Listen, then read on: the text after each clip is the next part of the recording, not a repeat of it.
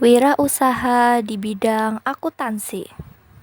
Seperti yang sudah kita semua ketahui, prospek kerja akuntansi sangatlah besar karena seorang akuntan memainkan peran yang sangat penting dalam sebuah organisasi.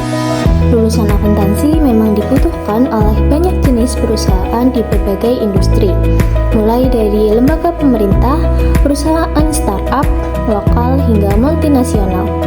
Pada umumnya, lulusan akuntansi menginginkan bekerja sebagai account officer di sebuah bank. Padahal ada banyak sekali pekerjaan yang bisa diraih oleh seorang lulusan dari jurusan akuntansi. Anda bisa bekerja di kementerian, di perusahaan swasta, atau bahkan membuka usaha sendiri. Jadi, bukan hanya sekedar bekerja di bank. Berikut ini adalah beberapa wirausaha di bidang akuntansi yang bisa Anda ambil setelah lulus dari jurusan tersebut.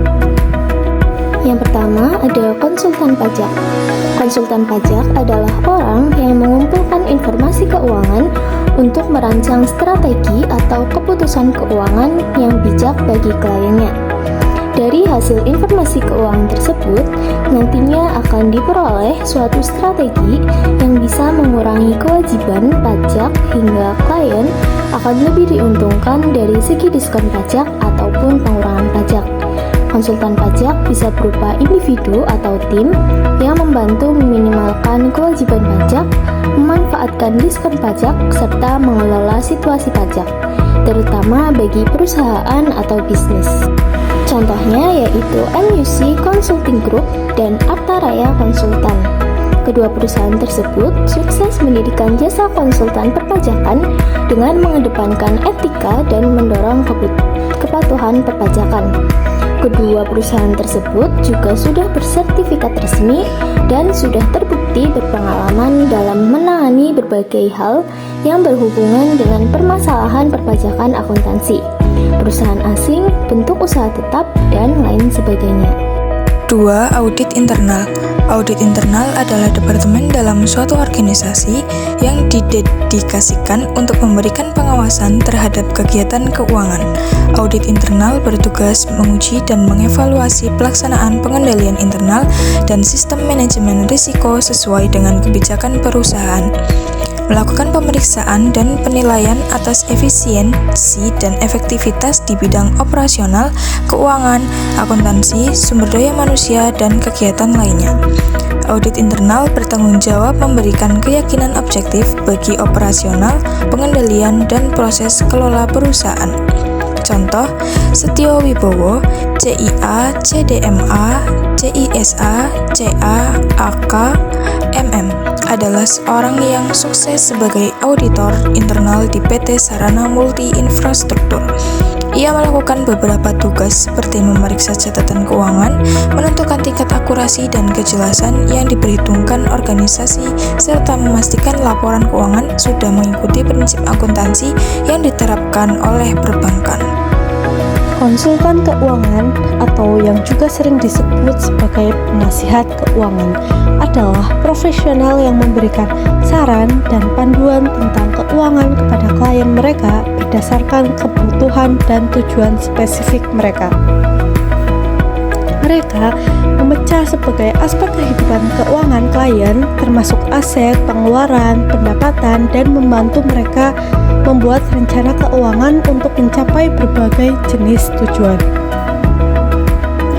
seperti membeli rumah, pindah ke kota lain, pensiun, perencanaan, warisan, dan asuransi. Contoh, Ibu Desi sebagai Financial Consulting Agent di Generali Indonesia masuk di jajaran agen-agen paling hebat Generali se-Indonesia. Anggota Lian Elite Circle generasi yang sangat bergengsi, Ibu Desi memegang posisi sebagai Financial Consulting Agent di Generali Indonesia. 4. Manajemen keuangan. Manajemen keuangan adalah kegiatan pengelolaan keuangan, perencanaan, pengendalian aset, pengorganisasian, dan pemantauan guna mencapai tujuan dan target perusahaan. Pengelolaan keuangan harus direncanakan dengan matang agar tidak terjadi masalah atau kerugian di kemudian hari. Manajemen termasuk cara yang paling efektif untuk mengendalikan keuangan. Pengelolaan seperti ini penting dipelajari untuk siapa saja yang hendak menjalankan bisnis, sehingga keuangannya teratur. Manfaat lainnya agar dapat memantau arus keuangan, menyusun keuangan, dan agar tidak bocor hingga diketahui perusahaan lain. Tugas manajemen keuangan. 1. Memaksimalkan keuangan, yaitu dengan cara menekan biaya agar tujuan perusahaan dapat dicapai secara efektif dan efisien. Pengelolaan manajemen keuangan yang benar dapat memaksimalkan keuntungan dalam jangka panjang. 2. Memastikan ketersediaan modal. Tugasnya untuk menjamin ketersediaan dana untuk operasional sehingga perusahaan bisa mencapai tujuannya. Selain itu, juga bertujuan untuk membentuk struktur modal dengan tepat melalui pengelolaan sumber dana internal atau pinjaman secara efektif dan efisien. 3. Merencanakan, kontrol, dan mengawasi.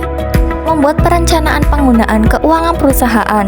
Tujuan manajemen keuangan juga menjadi pengontrol dari kinerja keuangan agar perusahaan tetap mendapat profit tinggi. Manajemen keuangan juga bertugas mengarahkan operasional agar tetap pada pola alokasi awal agar resiko kerugian bisa ditekan. 4. Mengatur alokasi keuangan. Manajemen keuangan bertugas mengatur distribusi alokasi dana dan kegiatan pendanaan secara efisien ke semua bagian operasional dalam perusahaan. Pengelolaan dana yang tepat dapat membuat kondisi keuangan perusahaan tetap stabil. 5. Menentukan pembagian dana ke investor. Manajemen keuangan bertujuan memastikan pengembalian atau pembagian keuntungan yang memadai kepada para pemegang saham. Pembagian keuntungan bergantung pada kapasitas penghasilan, harga pasar, saham, dan ekspektasi pemegang saham. Contoh, Mary Barra. Mary Barra adalah seorang eksekutif bisnis Amerika yang saat ini menjabat sebagai Chairman dan CEO General Motors atau GM, salah satu produsen mobil terbesar di dunia. Awalnya, Mary Barra memulai karirnya di GM sebagai seorang akuntan pada tahun 1980-an. Setelah lulus dengan gelar dalam bidang akuntansi dari Kettering University, dia menunjukkan dedikasi dan kemampuan yang luar biasa dalam mengelola keuangan perusahaan yang membawanya naik ke berbagai posisi manajemen di GM. Yang terakhir, penutup. Pemahaman yang kuat tentang akuntansi dan manajemen keuangan dapat menjadi aset penting dalam membangun dan mengelola bisnis yang sukses. Teman-teman membanggakan tentang bagaimana latar belakang akuntansi dapat menjadi landasan yang kuat untuk meraih kesuksesan di dunia bisnis akuntansi, terutama ketika dikombinasikan dengan kepemimpinan yang kuat, pemahaman terhadap kebutuhan pelanggan, dan dedikasi untuk berinovasi.